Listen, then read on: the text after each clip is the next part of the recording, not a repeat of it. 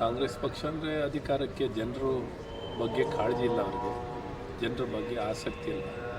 ತಮ್ಮ ಸ್ಥಾನಕ್ಕಾಗಿ ಕಿತ್ತಾಟ, ಅವರಲ್ಲೇ ಕಿತ್ತಾಟವನ್ನು ಮಾಡಿಕೊಂಡು ಯಾವ ಉದ್ದೇಶಕ್ಕಾಗಿ ಜವಾಬ್ದಾರಿಯನ್ನು ಹೊತ್ತು ಅಧಿಕಾರವನ್ನು ಪಡ್ಕೊಂಡಿದ್ದಾರೋ ಅದನ್ನು ಸಂಪೂರ್ಣವಾಗಿ ಮೈಮರೆತು ಬರೀ ಭ್ರಷ್ಟಾಚಾರ, ಅಧಿಕಾರಕ್ಕಾಗಿ ಕಿತ್ತಾಟ, ಪ್ರತಿಯೊಬ್ಬರಲ್ಲೂ ಆ ಕಿತ್ತಾಟವನ್ನು ಇದು ಕಾಣುವಂಥದ್ದಾಗಿದೆ.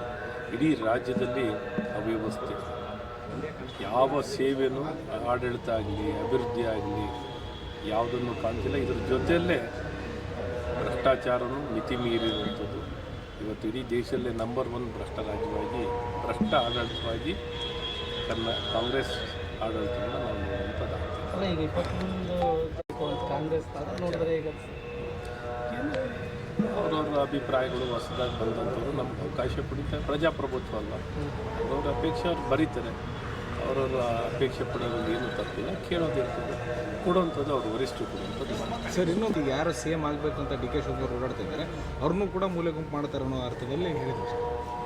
ಏನು ನಾವು ಹೇಳೋಕ್ಕೇನಿಲ್ಲ, ಅವ್ರವ್ರ ಹಣೆ ಬಾರ ಮತ್ತು ಅವ್ರ ಪ್ರಯತ್ನಗಳು ಮತ್ತು ಜನರ ಆಶೀರ್ವಾದ, ಈ ಪಕ್ಷದ ವರಿಷ್ಠರ ಆಶೀರ್ವಾದ, ಶಾಸಕರ ಅಭಿಪ್ರಾಯಗಳು ಎಲ್ಲವೂ ಆಗುತ್ತೆ. ಯಾರನ್ನೂ ತುಳಿಲಿಕ್ಕೆ ಯಾರ ಕೈನಲ್ಲೂ ಆಗಲ್ಲ.